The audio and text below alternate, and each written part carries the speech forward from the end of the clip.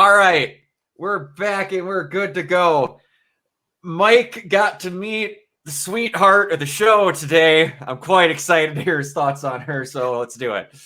Okay, this episode is what exactly is a human? Team Gurren managed to take control of the enemy fortress, but everyone is still mourning Kamina's death, including myself and Simon. After falling off a cliff, he notices a gunman threw a capsule into a deep valley. Simon inspects it and finds he's able to open it with the same drill key he used to pilot Lagann. And inside is a young human girl named Nia, but her introduction is cut short when a horse-faced gunman appears. Okay, just to get this out of the way, Nia, the sweetheart of the show, is in fact voiced by Hynden Walsh, who most people will know as the voice of Starfire from Teen Titans. And that already just kind of informs the character. Yep, especially in the way that she talks. Yes. Yes, exactly. It's quite great. She's such a sweetheart. She's also one of the most impossible cosplays ever. Yeah, because her costume is so like elaborate. And those you can't get contacts to do what she has. Yep. Anyways, go ahead. So if you know anything about the actress who plays Nia, and if you're well familiar with Teen Titans, then her introduction might be a little distracting at first, because when you listen to her dialogue, it's Starfire. It just is. It is. But she's introduced at kind of the perfect time for Simone. And just fair warning, I'll be calling the next couple episodes the Simone get your shit together arc. That's a very good way to put it. Oh yeah. You picked it. I said this before. You picked a really good time to put this to watching 3 episodes at a time, because you nailed it right on timing. I figured after the fallout of episode 8 that it would take a couple episodes for Simone to find his groove. Now, in this episode, he hasn't found his groove yet. Mm-hmm. In fact, he's kind of flown off the handle when we first see him. You know, he's not really being a team player. He's kind of learning the wrong lessons from Kamina.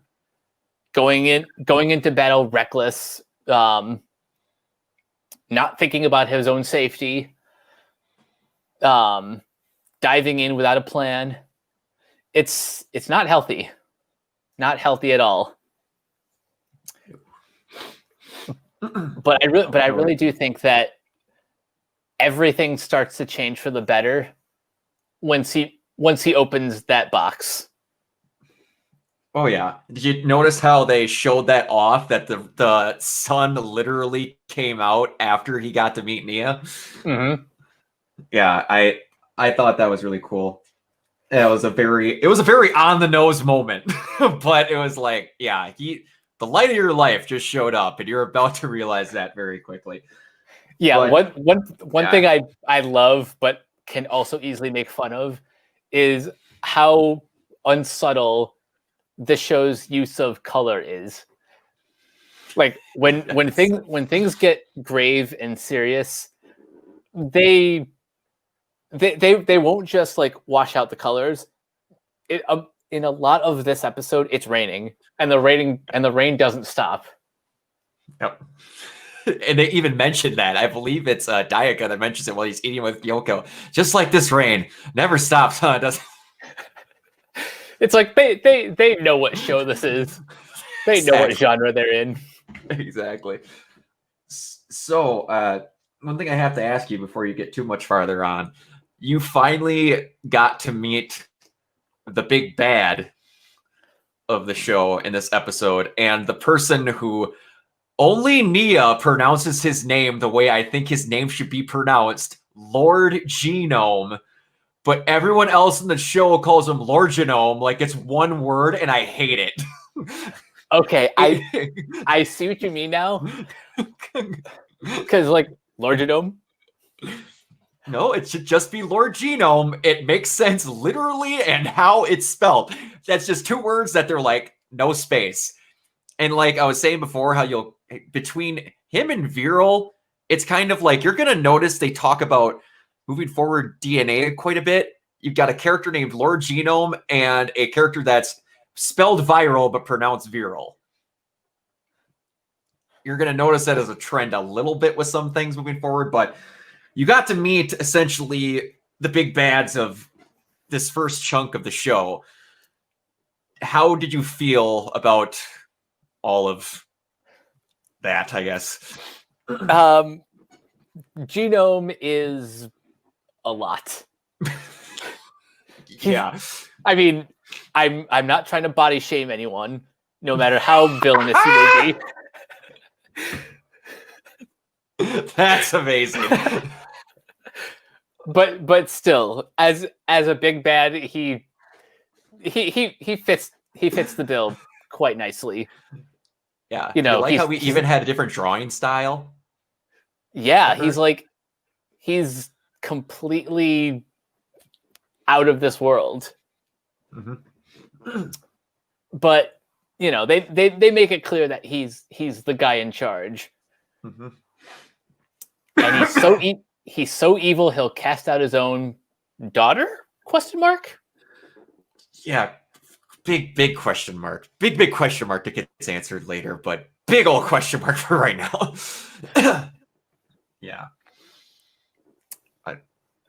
I also like the rest of the generals. They all have distinct personalities. Also, Viral's there. Yes, of course. You're still happy. Viral's still staying around. You got Cetomander, Gom, and Adine. And they all have their own names that they kind of just have to have, because they're going to be honest, in their fights, they really don't match that much, like other than Gom's a little bit, because Adine sure as hell ain't elegant. And Cetomander, like, you don't get to see a little bit of him for a while, but I wouldn't exactly consider him swift. But that's just me. Everyone has to have their own nickname when you're a villain to make yourself seem cool. But yeah, the nicknames seem very self-proclaimed. Yes, that is very true. Before we get too far, because I know I'm going to forget to mention this, you also got to meet, like, I think it's my favorite ongoing joke in the entire show. And the favorite ongoing joke is a single character, and his name is Attenborough, and it's the fire all the guns, fire them now. Every time. Attenborough is amazing. That's his entire shtick. It never changes. He never gets anything else. That's all he ever is. I kind of love that. Like, not every character needs to have like this deep, like three-dimensional tragic backstory, everything. Some characters are just comic relief. They are. He's great. And he's another random I voiced 16 people in Digimon voice as well. But then again, almost everyone has done a backup voice in that.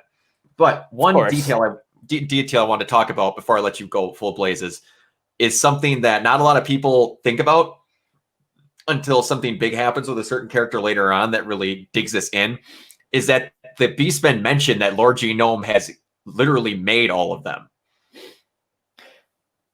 Yeah, that's where I have a lot of questions. Questions like, well,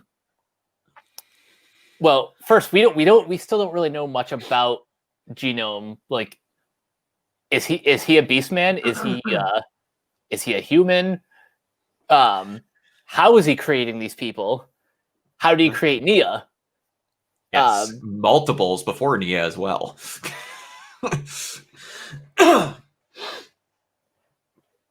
Yeah, it's but I like that kind of air of mystery right now. because really all we know about Genome right now is that he's the big bad and we have to stop him. Exactly. And you don't need a whole lot more than that because you got an evil looking dude. You don't get to, like, once you finally really get to see him, like when he's like, spoilers, when the people get to meet him and you get to see him next to them, like, it was, you stood at a marketing meeting and you're like, what does an evil person in an anime look like? That him. And yeah, he just got all the bullet points, but yeah, Genome's present. That's one thing that I really liked about him right away. He had a real presence about him. Like, he doesn't move from that chair. Like, all the people, he kind of has like a Thanos bit to him for a little bit where everyone's just like, I don't want to have to get involved. I don't want to embarrass them. So I'm going to let you all do it. And it's just, it's too busy to deal with you peasants type of deal. But yeah, he's great. So as you're going to learn moving forward, like, did you watch the new intro? I did. Okay. All right. So you go ahead. Is this like the first new intro since the beginning? Yeah, it changes here because Nia is obviously not a replacement, but she's the character that is now basically the other part of the main trio. And then, like, adding all that in, and then it changes again, I think only one last time when this technical season is over to set up stuff with the next season, like to show you what they're going to run through, because you got to see Viral, I think, in the very beginning in the very first one. So you got to meet people that weren't quite there yet. That this, like I said, it just changes to show you stuff that's going to come, but be incredibly vague about it. But yeah, it's you've got our new formed trio for now, but like you said, they're not all having their shit together. And I have to keep thinking now, especially with this one, it was going to be really bad. I had to remember when episodes ended to remember what happened in them, because not a lot, I want to say location-wise, changes. So it's real easy to get them mixed up. So I think... Don't worry, I got you covered. Okay, I appreciate that. Because it's ingrained in my head as one total thing.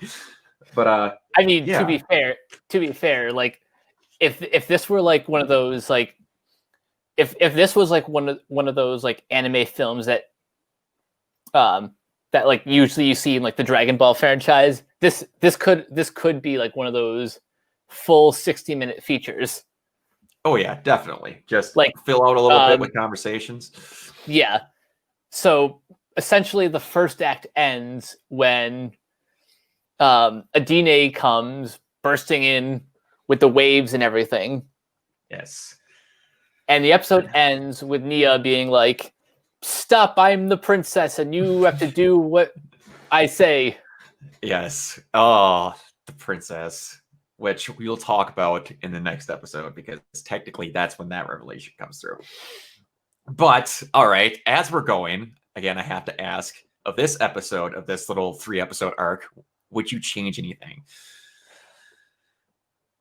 I think from a writing perspective, like from the dialogue, I would make Simone a little less whiny.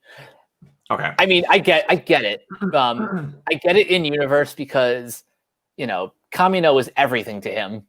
So it, like in universe, I would give him some time to grieve. Like even 1 week isn't enough for someone who's like been your entire life. Exactly. Yeah. It's just it's literally just like the dialogue. I wish he was a little less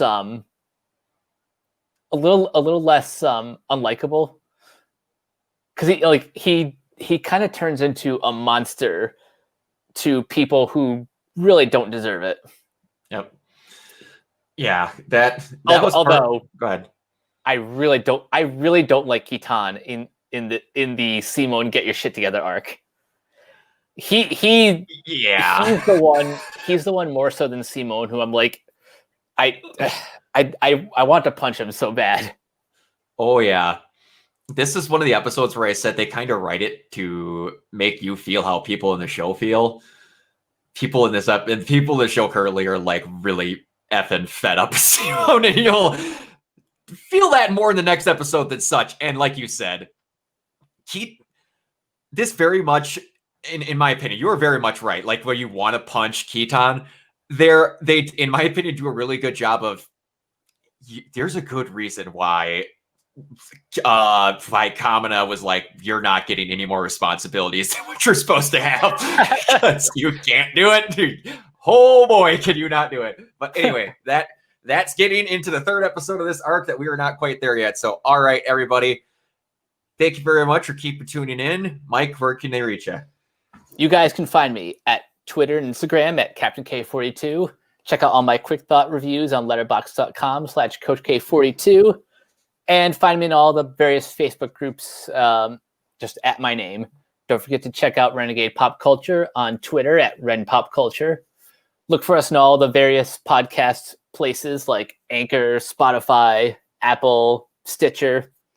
Last but not least, don't forget to check out renegadepopculture.com, where you'll find this and all other podcasts. Need an escape?